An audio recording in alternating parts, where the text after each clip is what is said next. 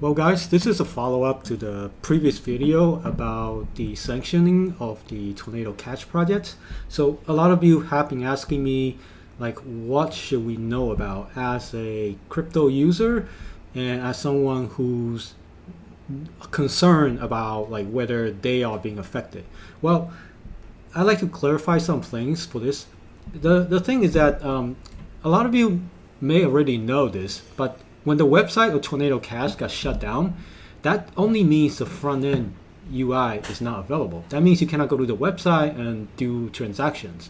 Usually you can do transactions on the website via MetaMask or whatever pretty easily. Now without that part, you cannot transact, right? But the thing is, you can actually still transact right on the blockchain itself on the Etherscan page. So you can actually transact that right there. Now, while you can like go to contract and then you can write the contract, right?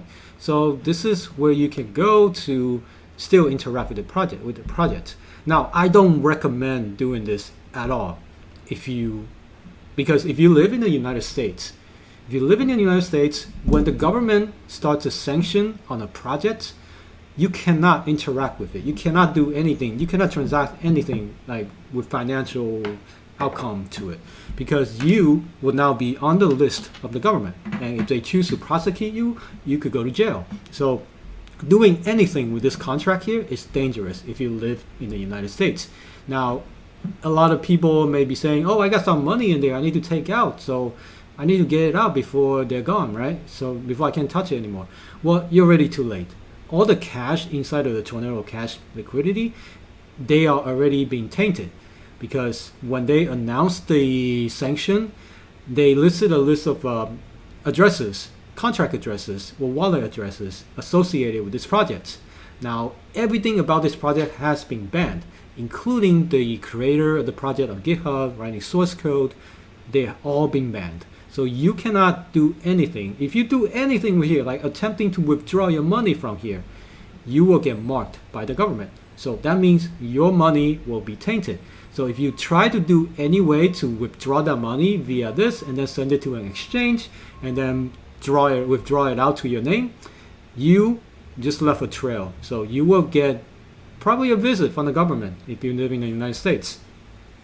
Obviously, this is not good for privacy, for the decentralization, what crypto is about, right? So now you have the government coming in here and they can essentially stop you from using something. Now, is Tornado Cash anonymous? That was the other question. Now, even though they advertise as a ZK zero knowledge proof based system where it can be totally anonymous, there are a lot of software the government's using or even private firms are using to analyze the transactions, and they can and will, they've done it in the past, to link the account back to an owner, a person. So as long as you try to withdraw the money out into a centralized exchange, you will be found. So this is very dangerous. I wouldn't touch any of this. I would get away from this project. And what's even crazy is that there are some USDC, right, like deposited into Tornado projects. So if you have USDC in the project, all of those USDCs are now blacklisted. That means your USDC, if you deposit it into Tornado, you cannot access it anymore. It's too late. If you try to access it, if you try to withdraw it and move it to your bank, you will get a visit from the government. Essentially, USDC owned by Circle, they have a way to turn off those USDC, meaning you cannot use them anymore, basically make them worthless. So much for decentralization, right? So you cannot take it out anymore. Basically, write that off as loss if you try to put money into Tornado Cash. So that is the news right now. And what's even interesting is that VOLATILE admits using Tornado Cash for Ukraine donations. So I do see a use case for this, is that if you want to be anonymous about where you donate your money, and let's say you don't want the Russian government to find out that you support Ukraine, you can use a service like Tornado Cash to donate your crypto to Ukraine without them tracing it back to your wallet, to this person. However, VOLATILE definitely let it out. He said, I'll out myself as someone who has used Tornado Cash to donate to this exact cause. Now, it's no secret that the Russian government probably knows Vitalik's stance on this whole war with Ukraine. He's definitely on the Ukraine side. So at this point, it's not harmful for him to out himself. But basically, that is one good use case for it, is for anonymous transactions.